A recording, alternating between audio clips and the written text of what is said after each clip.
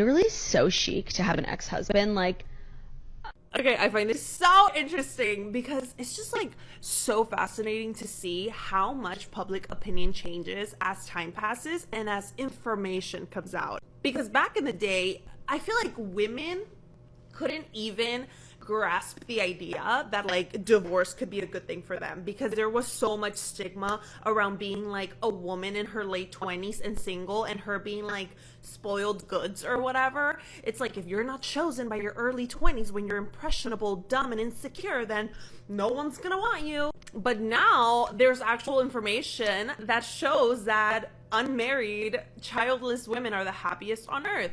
And there's so much more awareness towards male weaponized incompetence. And there's so many women on TikTok talking about how, damn, marriage is hard. I would not do this shit again. And if this marriage does not work, I would not get married again. I love to see it. This is what progress looks like.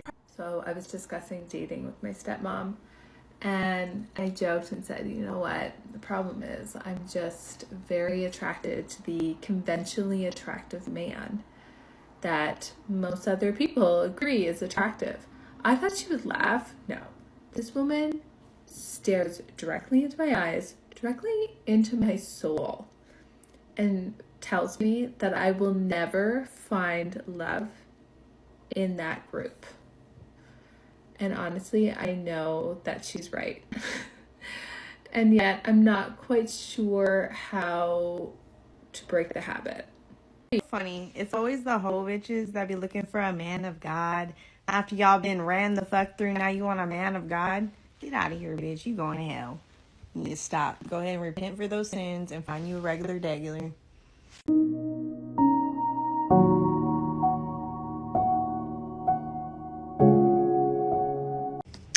There are two big reasons why relationships do not last anymore.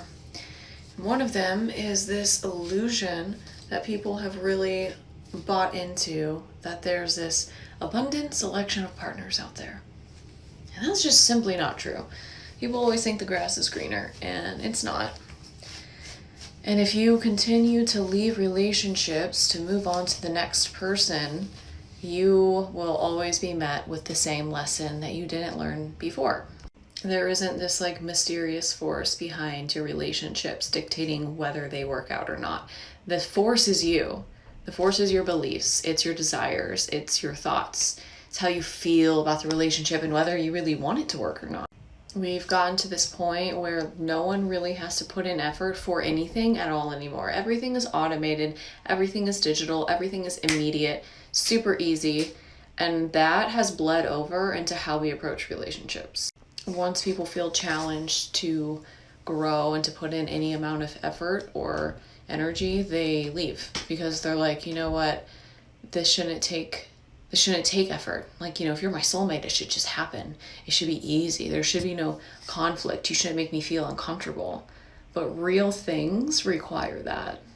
Being in a lifelong partnership with someone is very much a choice. It is thought out. It is strategic. You're choosing that person, and you're choosing to choose.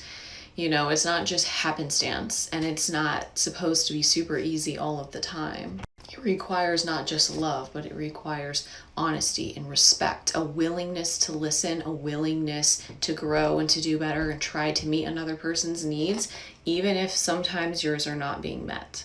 And it also requires aligned values and desires for the future.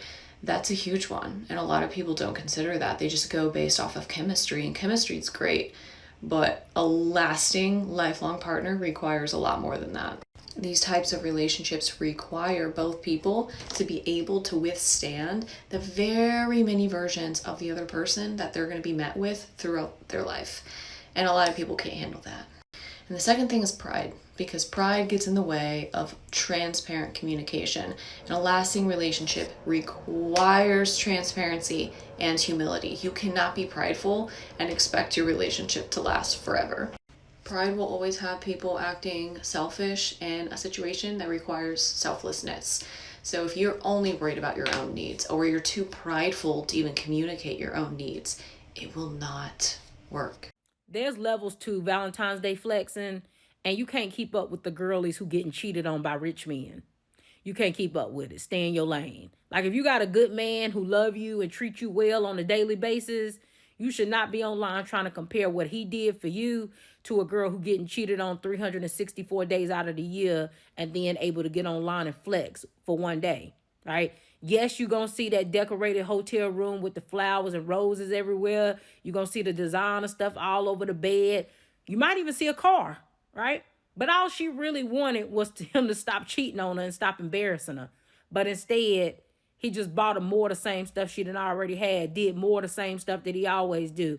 At this point, she's really numb to it, right? She gonna still flex online and make it seem like she happy. But inside, there was no give more than knowing that she had a man that she was safe with and didn't have to share with another woman. So if you do got a good man that love you and treat you right and is faithful, don't ever get online and try to compare it to somebody who online showing you material items, but behind closed doors somewhere crying.